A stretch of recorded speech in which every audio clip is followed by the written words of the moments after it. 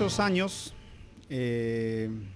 ya todavía era adolescente, conocí a una pareja, dos hermanos adultos, profesionales ellos. El esposo era líder en una congregación. Ambos colaboraban en la iglesia, pero como profesionales ellos trabajaban, ejercían su profesión. Pasado un tiempo, ambos dejaron de ejercer su profesión y de pronto empezaron a desempeñarse o a hacer el trabajo pastoral.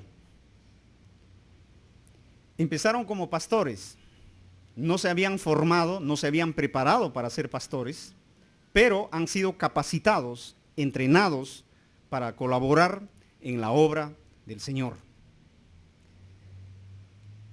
Pero al asumir el pastorado, tuvo varias limitaciones. Tal vez ya no tenía los mismos recursos, los mismos privilegios que tenía en su anterior trabajo. Desconocía algunas cosas.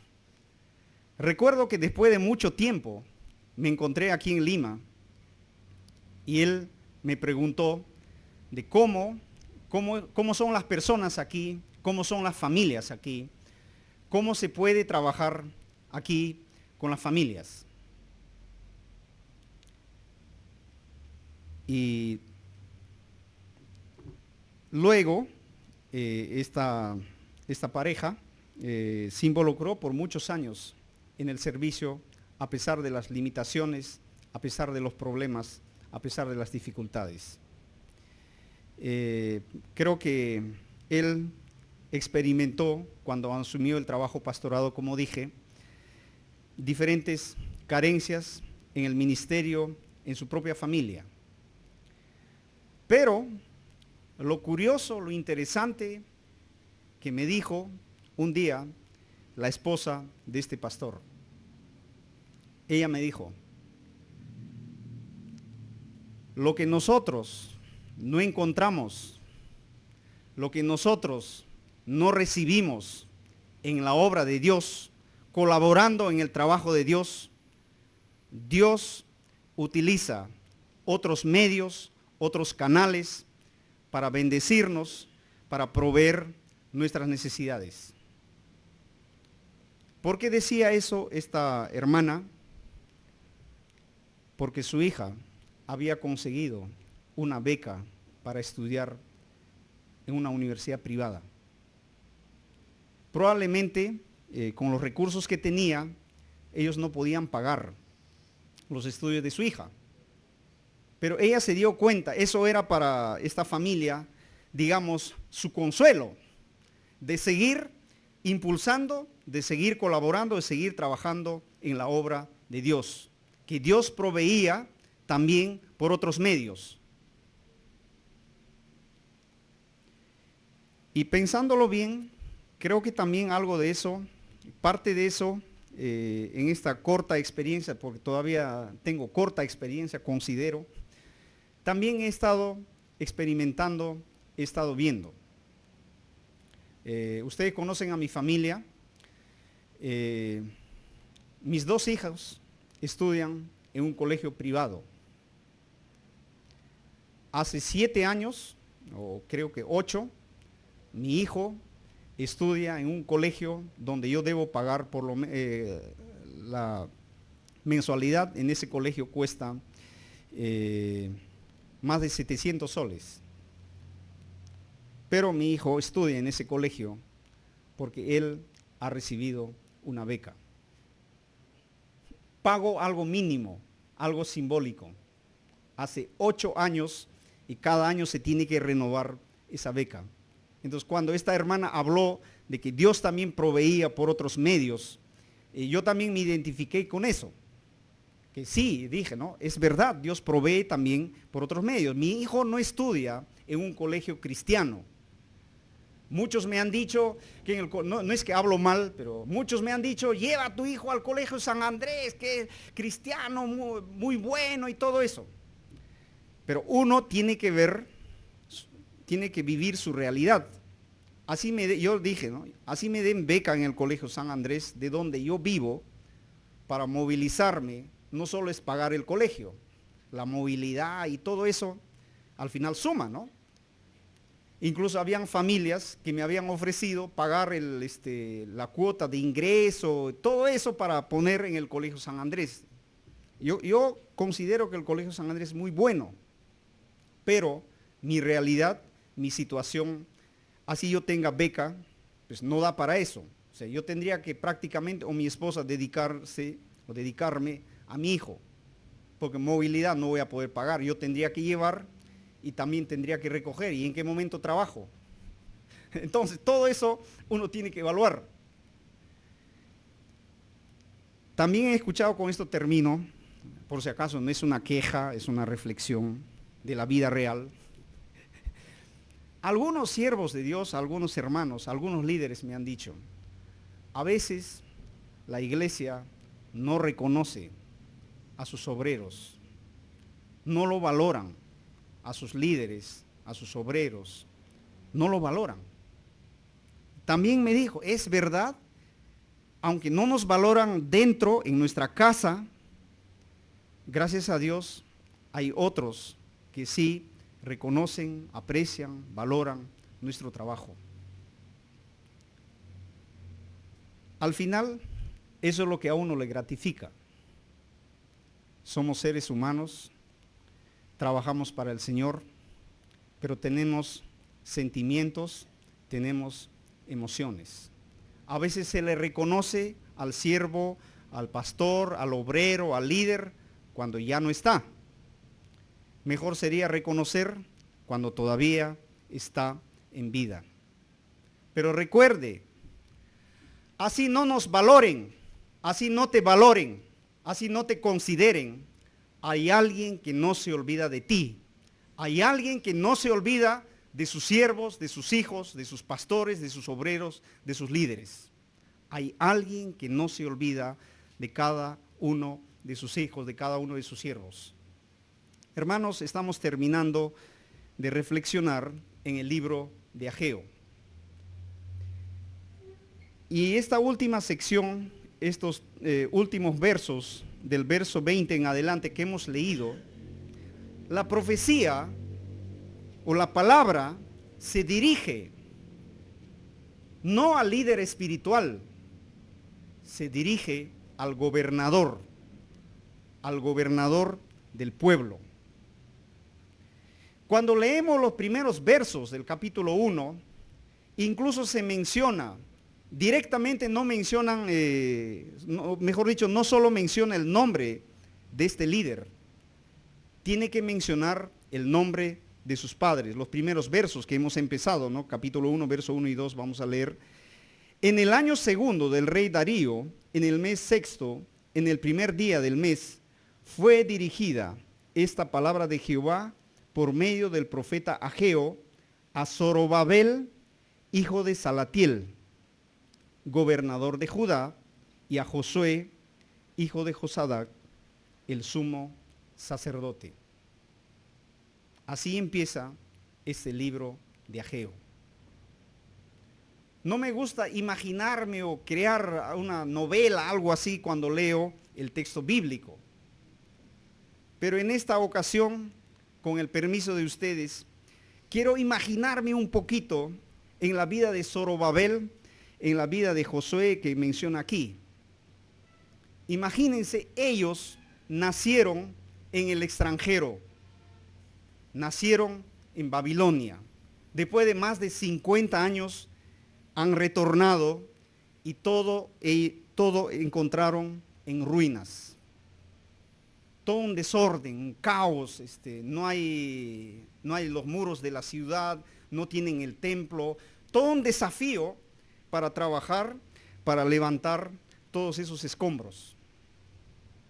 Por otro lado, hemos predicado, de que había oposición de parte de los vecinos los samaritanos, todos ellos no les dejaban reconstruir el templo. Pero también dice el texto, aunque no han reconstruido el templo, pero sí habían podido reconstruir sus casas, ¿no? Adornar, embellecer, arreglar, decorar sus casas. Y habíamos dicho que habían transcurrido más o menos 18 años, algunos dicen 15, 18, que habían pasado diciendo, todavía no es el tiempo, todavía no es el tiempo. A mi manera de ver, creo que estos dos hombres, básicamente Zorobabel, el gobernador, necesitaba un respaldo. Necesitaba un respaldo. ¿Respaldo de quién? Respaldo de Dios. Inicialmente está mencionando aún a sus padres, a su padre tiene que mencionar para que lo reconozcan como tal. La ciudad, todo está en ruinas, todo está en escombros. Ahora él tiene que llevar adelante este proyecto de la reconstrucción. ¿Y qué es lo que hace Dios a lo largo de este libro? Va respaldando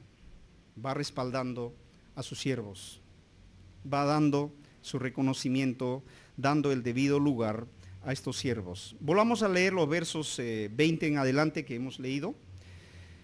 Ageo recibió por segunda vez esta palabra de Jehová a los 24 días del mismo mes.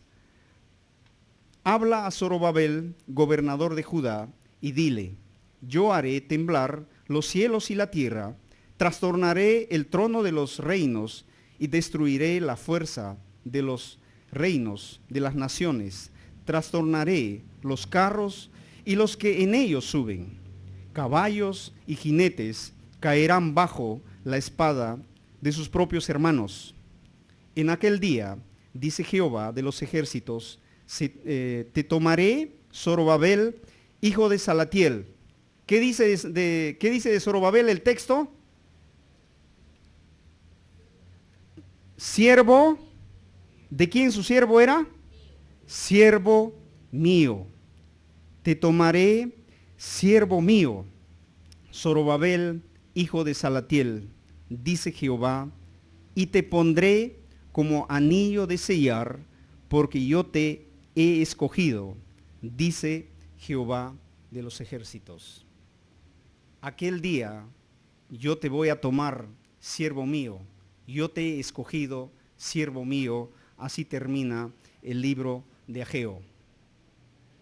Aunque las personas no lo reconocían, no le daban el debido respaldo, no le daban el debido reconocimiento, el Señor en este pasaje está dando el lugar que merece a Zorobabel. El Señor le da un título, un nombre. Aunque él tal vez no era reconocido así entre la población, pero el Señor le da aquí su respaldo, le da un nombre, un título. A pesar de todo, él es su siervo, él es su escogido. El Señor no se había olvidado de él. Por eso decía al principio, tal vez en esta vida, nuestra familia, nuestras amistades, no van a reconocer nuestro esfuerzo, nuestro trabajo, nuestra dedicación, nuestra entrega. Pero hay alguien que no se olvida de los hijos de Dios, de los siervos de Dios. Hay alguien que sí le va a dar su recompensa, el lugar que merece los siervos de Dios. Hay alguien que te está mirando lo que estás haciendo tú en la obra del Señor. En su momento el Señor te dará tu recompensa. De eso estemos seguros. Entonces, esta porción lo he llamado la restauración o la restitución del gobierno, en este caso de Dios. La restauración o restitución del gobierno de Dios. Para ver esto, sería también importante leer otro pasaje que tenemos en Jeremías capítulo 33, verso 21, Jeremías 33, 21. Jeremías capítulo 33, verso 21. Sí, Jeremías 33.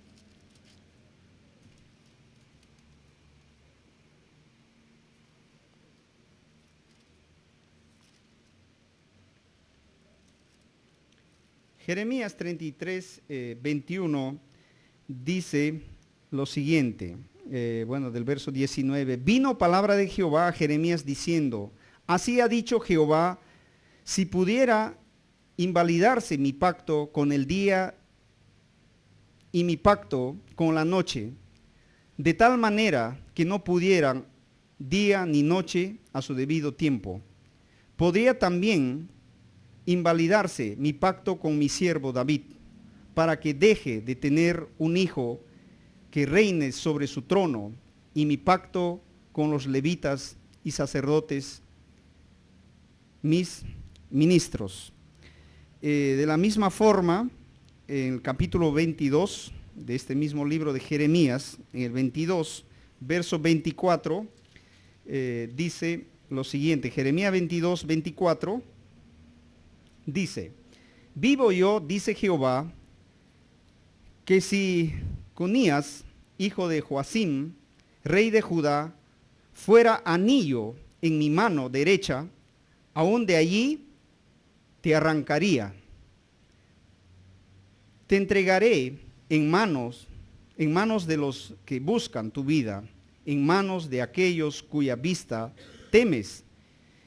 Si es manos de Nabucodonosor, rey de Babilonia, y en manos de los caldeos. Aquí el pasaje o Jeremías, antes de que los judíos fueran llevados como prisioneros, como esclavos a Babilonia, Jeremías exhortaba al pueblo. Jeremías exhortaba el proceder o la gestión, en este caso, de Joaquín, que era el último rey en Judá. El Señor no está a gusto con Joaquín. Por eso dice, incluso él quiere arrancar el anillo, etc. El Señor no está a gusto con la gestión, en este caso, del rey Joaquín. Y para saber, ya no vamos a leer, para saber cómo era el gobierno de Joaquín, en 2 Reyes 24 menciona cómo era su reino. En lugar de confiar en el Señor, él confiaba en sus propias fuerzas, confiaba en los hombres, en los ídolos, hacía lo malo ante los ojos de Jehová.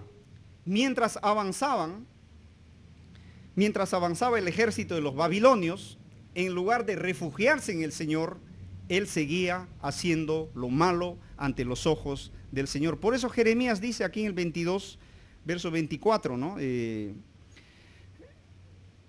Vivo yo, dice Jehová, que si Conías, hijo de Joacim, rey de Judá, fuera anillo en mi mano derecha, aún de allí te arrancaría. El Señor está disgustado con este rey Joaquín. Lejos de arrepentirse, lejos de volverse al Señor, continúa haciendo lo malo. Y debido a esto es que vino Nabucodonosor, todos ellos destruyeron la ciudad de Jerusalén, los muros, el templo, lo saquearon, lo llevaron a todos los habitantes como esclavos a Babilonia. Y luego, después de más de 50 años, ahora están retornando para reconstruir el templo y posteriormente, los muros. Entonces, a raíz de esto, no es que el gobierno de Dios estaba ausente, no es que el gobierno de Dios ha sido quitado, sino estuvo en suspenso. Recuerden que hay que recordar de qué familia, de qué linaje iba a venir el Mesías que ellos estaban esperando. Del linaje de David. A David el Señor le ha dicho que su reino va a ser por siempre. Y curiosamente, Zorobabel venía de esa familia. Pero a su antecesor, a su antepasado, a su abuelo Joaquín, el Señor lo ha quitado ese poder, esa autoridad que él tenía. Y cómo va a ejercer también en el extranjero, como esclavos, ¿no? Estaba en suspenso lo que Dios había determinado. Pero eso se restituye aquí en los días de Ageo con Zorobabel. Se restituye, eso es lo que Dios había quitado a su abuelo Joaquín en este caso. Entonces, para ir terminando, algunas ideas para considerar. En primer lugar, para la restitución del gobierno de Dios, el Señor cobrará venganza de los enemigos de su pueblo. Como decía el pastor Roberto Woodson, el Señor dará su merecido. Era su lenguaje de él, ¿no? El Señor dará su merecido a sus enemigos, a los enemigos de su pueblo. El Señor dará su merecido. El Señor cobrará venganza. Y eso es lo que estamos viendo en el verso 20 en adelante. Ageo recibió por segunda vez, el mismo día recibió este mensaje, estas últimas palabras, y el Señor le dice en esta ocasión: habla a Zorobabel, gobernador de Judá, y dile: yo haré temblar los cielos y la tierra, trastornaré el trono de los reinos y destruiré la fuerza de los reinos de las naciones, trastornaré los carros y los que en ellos suben, caballos y jinetes caerán bajo la espada de sus propios hermanos. Bueno, ahora los que han retornado todavía dependen, en este caso, de los persas. Están bajo el gobierno persa tratando de reconstruir. Todavía hay un poder, hay una autoridad que tiene que velar, tiene que ver o decidir, en todo caso, los destinos, en este caso, de los que están reconstruyendo el templo. Pero el Señor dice: no por siempre van a permanecer los poderosos, los grandes, los que están ejerciendo el dominio. Yo trastornaré los cielos, dice el Señor. Yo trastornaré los cielos y la tierra. Pronto habrá cambios. El Señor hará ciertos movimientos. Pondrá fin a estos poderosos, a estos grandes, a estos que están ejerciendo poder, dominio sobre un puñado de sus escogidos, de sus elegidos. El Señor dará su merecido a los enemigos de su pueblo. El Señor vengará a los enemigos de su pueblo. Ni siquiera ellos tendrán que enfrentarse. Cada uno morirá con la espada de su hermano. Así dice el Señor.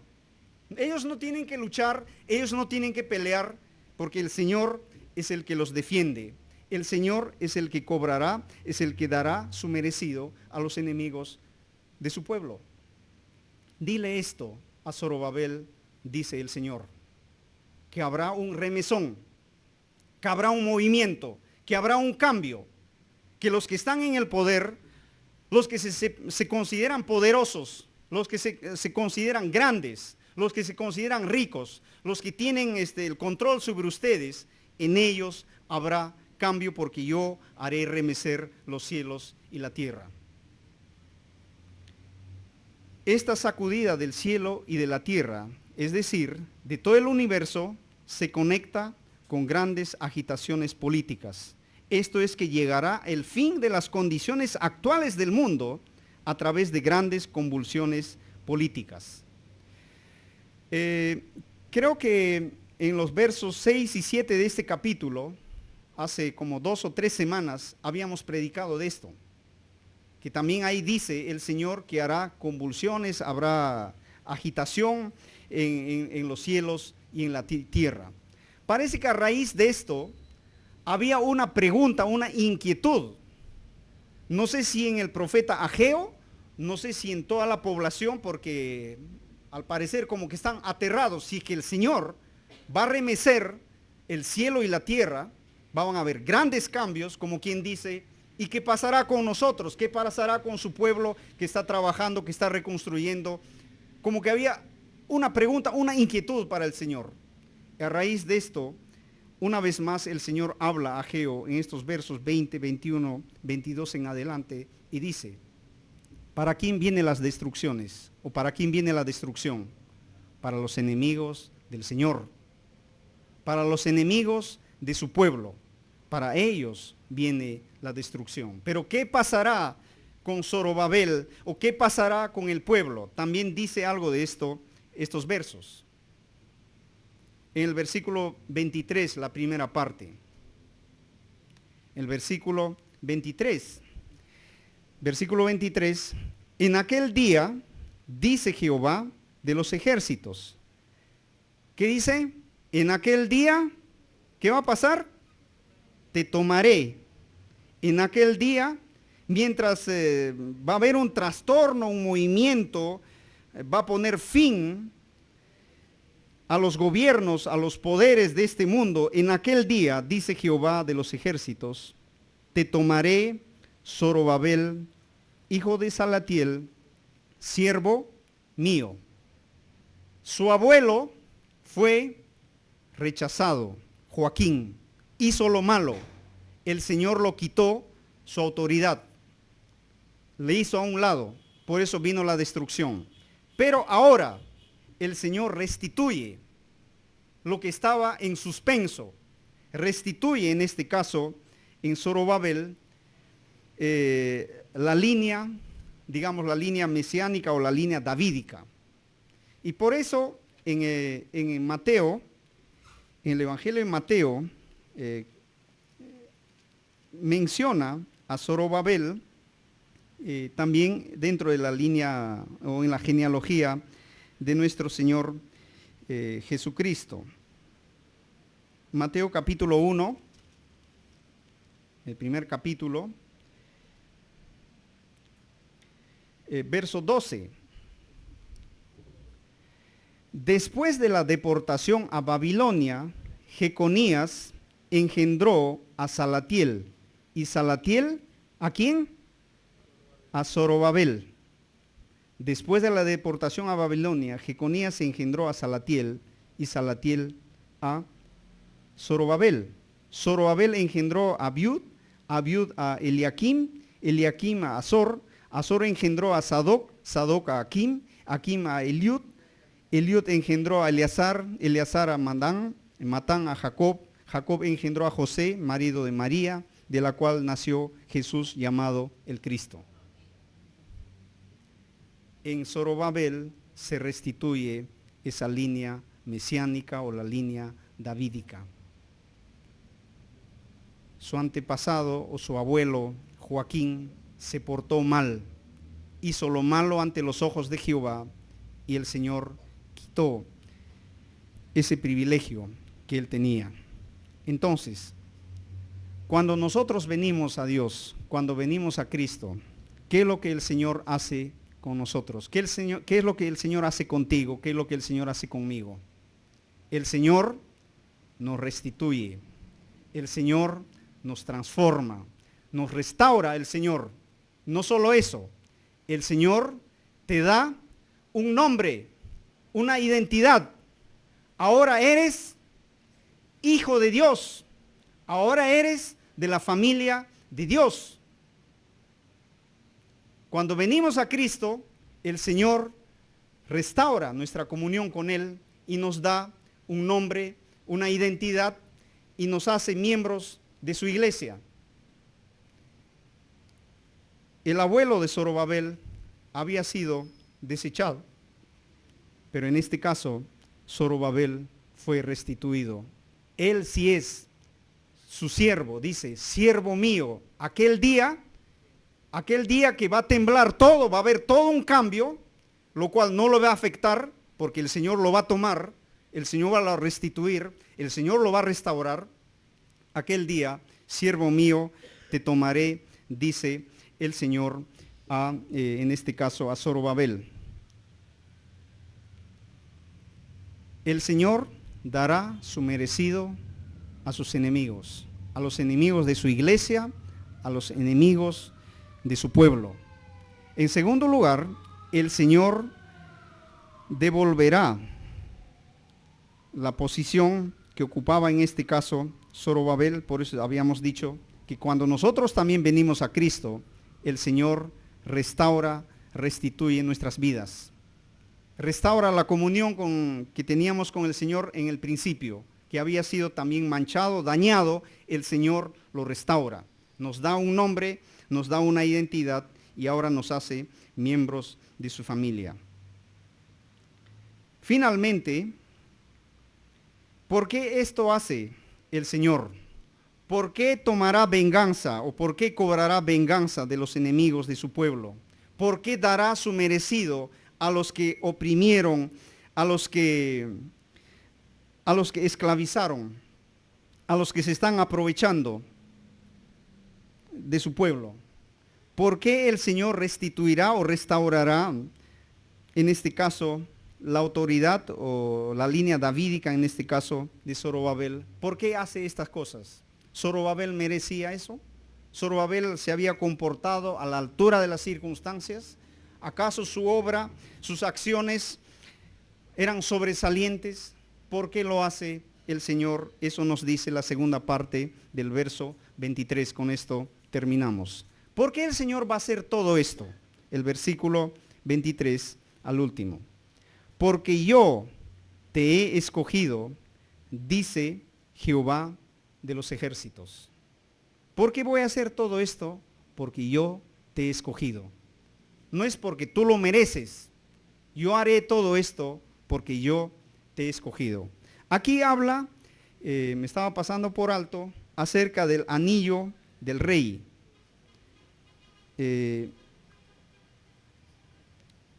Versículo, en aquel día dice Jehová de los ejércitos, te tomaré Zorobabel, hijo de Salatiel, siervo mío, dice Jehová, y te pondré como anillo de sellar.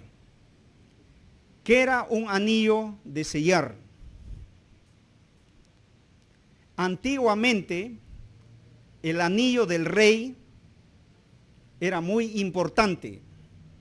Era sinónimo de autoridad, de poder. No solo eso, era algo muy estimado, muy valorado, muy apreciado por el rey. Cualquier persona no podía tenerlo. ¿O cuántas personas querían tenerlo para poner el sello y validar? Era un objeto muy preciado, muy querido. Y algunos dicen, bueno, el rey dormía con su anillo, no podía descuidarse. O sea, siempre estaba con el rey. Entonces, la imagen aquí es eso con Zorobabel. Zorobabel es tan importante, es tan valioso para el Señor, porque te haré, dice, como anillo de sellar. Tú eres muy valioso, eres muy importante, pero no solo él, sino que esto es lo que está diciendo, el pleno cumplimiento se da cuando viene nuestro Señor Jesucristo. El pleno cumplimiento se da con la venida de nuestro Señor Jesucristo, porque como hemos mencionado, en Mateo capítulo 1, verso 12, a Zorobabel lo conecta el Evangelio de Mateo con la línea davídica, con la línea mesiánica. Entonces, el Señor hace todo esto porque yo te he escogido, dice el Señor. ¿Por qué estamos aquí? ¿Por qué estás aquí esta mañana? ¿Por qué tú eres cristiano? ¿Porque tú te mereces? ¿Porque tú vienes de una familia cristiana? ¿Porque eres inteligente? ¿Porque tus acciones o tus actitudes se inclinaban a ser o calificaban para que seas cristiano? Porque hoy somos cristianos, porque somos hijos de Dios, porque somos miembros de su iglesia, por su gracia y su misericordia. Por su gracia y su misericordia. Zorobabel, por gracia y misericordia, alcanzó todos estos privilegios. Fue restaurado, fue restituido, fue respaldado. Sus enemigos los que le están haciendo, los que se están oponiendo al trabajo, todos ellos, el Señor se encargará de todos ellos. Entonces, para terminar, quisiera leer con ustedes Juan capítulo 15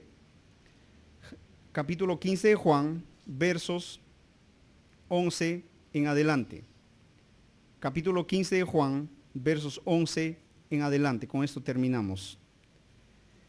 Juan capítulo 15, versos 11 en adelante. Estas cosas os he hablado para que mi gozo esté en vosotros y vuestro gozo sea completo. Este es mi mandamiento, que os améis unos a otros, como yo os he amado. Nadie tiene mayor amor que este, que uno ponga su vida por sus amigos. Verso 14, todos juntos, verso 14. Vosotros sois mis amigos si hacéis lo que yo os mando. Nuevamente, vosotros sois mis amigos si hacéis lo que yo os mando. Ya no os llamaré siervos, porque el siervo no sabe lo que hace su Señor. Pero os he llamado amigos, porque todas las cosas que oí de mi Padre os la he dado a conocer. No me elegisteis vosotros a mí, sino que yo os elegí a vosotros, para que vayáis y llevéis fruto. Esto os mando, que os améis unos a otros. El Señor Jesús dice, ya no los voy a llamar siervos, yo los voy a llamar amigos. ¿Por qué? Porque yo les he dado a conocer lo que mi Padre me ha revelado, lo que mi Padre me dio a conocer, eso les he dado a conocer. Ya no los voy a llamar siervos, ustedes son mis amigos. Si tú tienes a Cristo en tu corazón, eres amigo de Cristo. Abraham era considerado amigo de Dios. Y nosotros aquí Jesús dice, ustedes no me han elegido a mí, yo les he elegido a ustedes, para que ustedes sean mis amigos. Si ustedes hacen lo que yo les mando, ustedes son mis amigos. Son mis amigos porque yo les he dado a conocer lo que mi Padre me ha revelado. ¿A quién le cuentas tus problemas, tus secretos, todo de tu vida? ¿A quién le cuentas? ¿A cualquier persona? ¿Le cuentas al pastor? ¿A quién le cuentas? ¿A quién le cuentas? A un amigo, a una persona de confianza. Jesús dio a conocer lo que su Padre le había encomendado, lo que su Padre le había revelado a sus discípulos. Por eso Él los llama amigos. Así que si tú tienes a Cristo en tu corazón, eres amigo de Cristo. El Señor te ha elegido. No le has elegido tú, el Señor te ha elegido. Por su gracia, por su misericordia, estás aquí.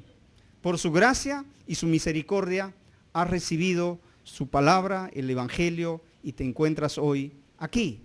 No porque eres inteligente, no porque vienes de una familia cristiana, no porque el hijo del pastor, porque su papá es pastor, entonces automáticamente su hijito no tiene privilegios, es hijo de Dios. No es por eso. Es por la gracia y la misericordia del Señor, porque el Señor nos ha elegido, nos ha escogido. Somos amigos del Señor. Si no tienes a Cristo, creo que es el momento para que tú le invites y le digas esta mañana al Señor, Señor, yo quiero ser tu amigo.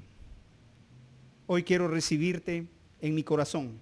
O si por alguna razón estás de repente un poco, no sé, vacilando, dudando de repente por ahí en la vida cristiana, creo que es el momento. El Señor no te ha elegido para eso. El Señor no te ha llamado para que estés vacilando, probando, pensando. El Señor te ha llamado para que le sirva. Dice aquí el texto, para que vayáis y llevéis fruto.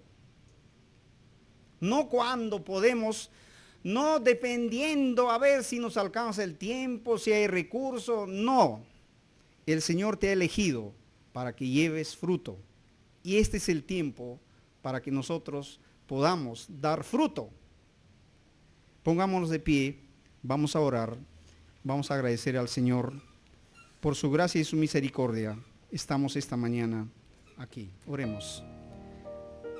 Bendito Dios, bendito Padre Celestial. Muchas gracias, Señor, por hacernos miembros de tu familia. Muchas gracias, Señor, por llamarnos amigos. Nosotros realmente no merecemos. Nuestros pensamientos, nuestras acciones, muchas veces aún se oponen, Señor, a tu voluntad, a lo que dice tu palabra. A veces, Señor, nosotros actuamos humanamente. Miramos la vida, Señor, humanamente. Muchas veces, Señor, aún para apoyar a tu obra, estamos calculando si nos va a alcanzar los recursos que tenemos, o si tenemos tiempo o no tenemos tiempo, olvidando que servirte, Señor, es un privilegio.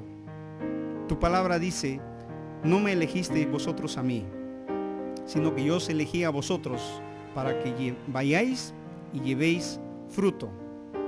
Tú nos has llamado, Señor, para dar fruto, para dar testimonio de tu nombre, para animar a otros, Señor, para fortalecer a aquellos, Señor, que se están sumando a la familia cristiana.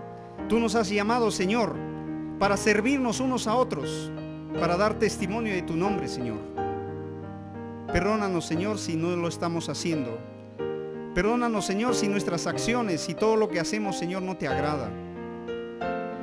Si hay, Señor, alguien esta mañana que aún todavía no tiene a Cristo en su corazón, habla, Señor, al corazón de esta persona. Si hay alguien, Señor, en esta mañana que a pesar de ser cristiano, a pesar de conocer tu palabra, está dudando, está vacilando en la vida cristiana, confirma, Señor, tu palabra. Afirma tu palabra, Señor, en este siervo, en esta sierva tuya, Señor, para que todos fielmente, Señor, podamos involucrarnos, podamos servirte, Señor, como una sola iglesia o un solo pueblo, ya que para ese fin y ese propósito nos has llamado. Pedimos, Señor, tu bendición en el nombre de Jesús. Amén.